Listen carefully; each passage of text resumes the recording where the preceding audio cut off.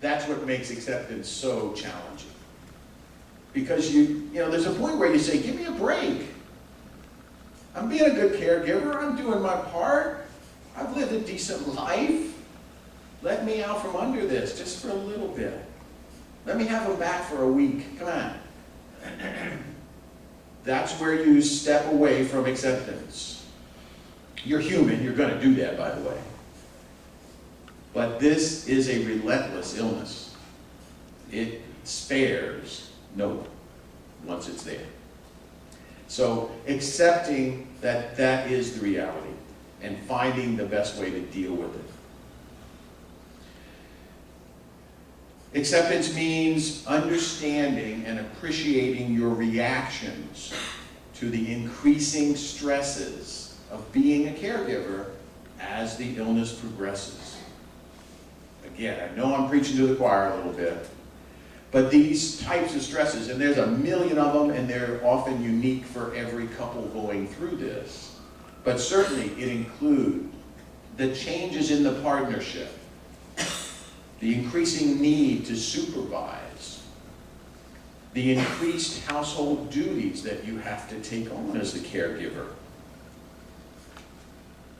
and dealing with the limited and eventual absence of support from your loved one. Essentially, coming to terms with accepting an increasingly one-way relationship.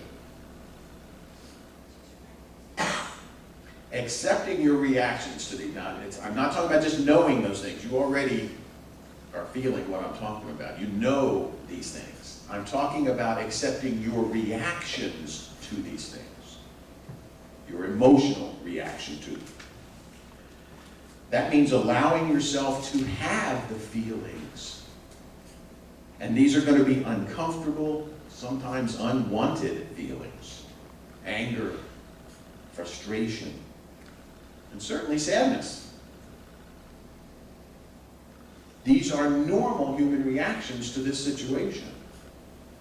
You're not failing as a caregiver to have them. I'll argue you're succeeding by having them. Now your challenge is, once you recognize these reactions, to finding healthy ways, the healthiest ways, to deal with the feelings, to find the outlets, to find the support that you need as you experience the progression of the illness and your reactions to it. Sometimes those feelings are going to come out at your loved one, no matter how good you are. You will get angry. You will feel guilty that you got angry. You will feel sad. You will sometimes express that to them. You will be frustrated. You will sometimes express that. Those are human reactions. The issue here is not denying them. It is accepting that it is part of being human. It is part of being a caregiver in this difficult situation. And just when you thought this list was awfully long and heavy,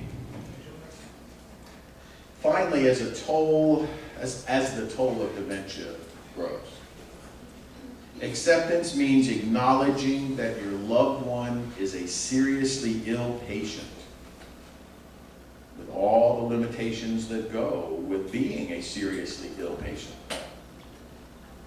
It involves the painful acceptance that you will lose this battle. And you will. Actually, I usually say you'll lose the war. You can try to win a few battles, and sometimes you can. That's okay. That's a good thing. But you will lose the war. We don't have anything on the horizon that's going to stop everybody's dementia. Sometimes people think that giving up hope for recovery is unacceptable. They tell me I'm not being fair by telling you there's no hope. I hope I'm wrong. But unfortunately, in a lot of years, so far I haven't been. I'm going to tell you that recognizing that this is a war you will lose is important to your ability to be the best soldier you can be. I think it's understanding that there is no tomorrow that opens the door for you to have the best today you can have.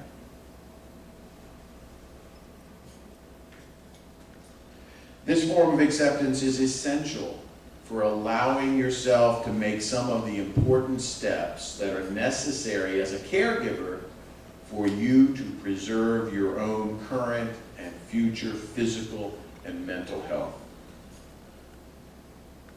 If you just keep in there thinking you're going to fix this, we're going to have 2 patients. We're going to have 2 victims of dementia. Accepting that your loved one is a seriously ill patient and no longer your partner sometimes gives you the freedom to turn more of their care duties over to others. It allows you to recognize the value and the need for you as a caregiver to resume and even seek out activities of your own and enlist more support from those around you. That's an important statement I'm making. Accepting that this is an illness.